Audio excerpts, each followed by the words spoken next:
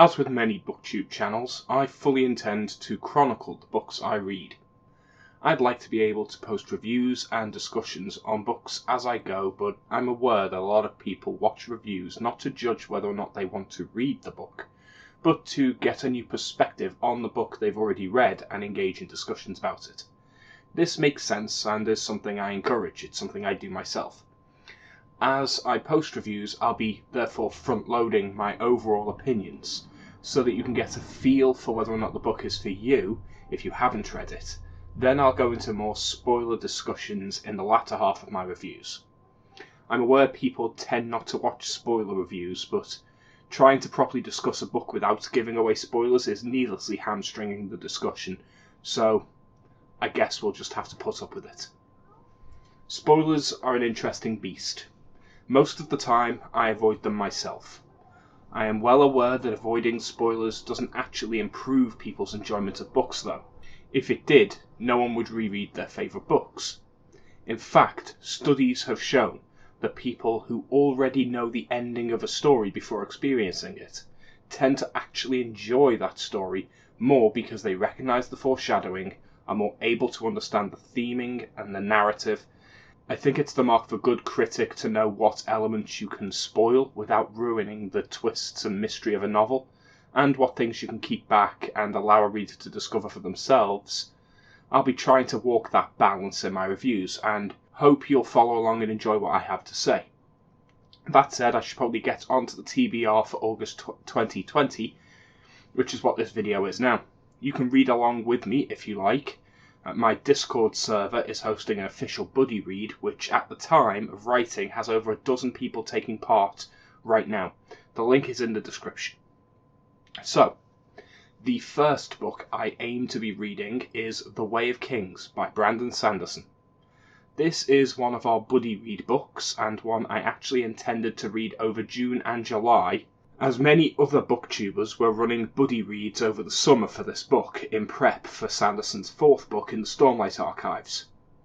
Their intention was to read all three Stormlight Archive books currently out before the fourth book comes out in November, and that would get everyone up to date with the series.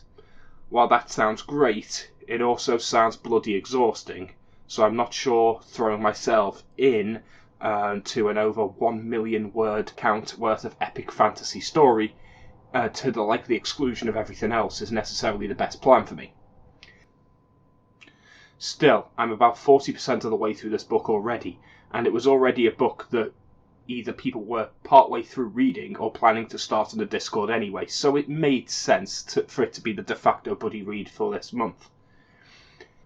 So what is The Way of Kings? It's a truly massive, epic fantasy novel. Quite literally, in fact. It's a really big book, and in scope as well. It follows a kingdom and a selection of high princes fighting a war across an exotic location of the Shattered Plains. It's told from the perspective of a slave seeing the effects of the war from the very bottom rung of society, one of the high princes and a relative of the king who tries to balance his duties, and the daughter of a nobleman whose family is destitute as she tries to keep her house afloat. It's very traditional fantasy, and having read some of it already, I already have a portion of the story revealed to me. In fact, this book is longer than all three Hunger Games books put together, meaning what I've read so far could well have been a book in its own right, and you could consider this video in many respects a review for the first third of the book. Given that, I may as well add a mini impressions. As to be expected with a book of this size, this is a truly massive undertaking. It's over 385,000 words, which in most editions is well over 1,000 pages. My version is in fact over 1,200 pages. With such a huge book, Sanderson has taken his time and slowly revealed information about his world. You get to know the characters over the time you spend with them, and that makes them feel fairly personable. Additionally, the world's setting is well realised, quite exotic and inventive. I used its almost coral reef-like world as an example in my last video, but it bears repeating just how iconic the imagery is in this world. Those largely shellfish-like creatures, the constant mention of the intangible wisp-like creatures the spren form based on the emotions of those around them, they stand out as some of the more unique elements. A book I'm very much enjoying and looking forward to finishing, though it's very apparent why this is as long as it is. Such a slow-moving story would not work as separate books. While it may be as long as 3 books, such as The Hunger Games, if the first third was a separate book in its own right, I would consider it all merely background setting and build-up with no real payoff, and it would be unsatisfying. As it stands, that's what I'm expecting going in, because I'm only a third of the way in, so it's not really a mark against it. But if anything, it shows that the pacing is appropriate for the size of the book. Here's to finishing it in August and having a completed opinion.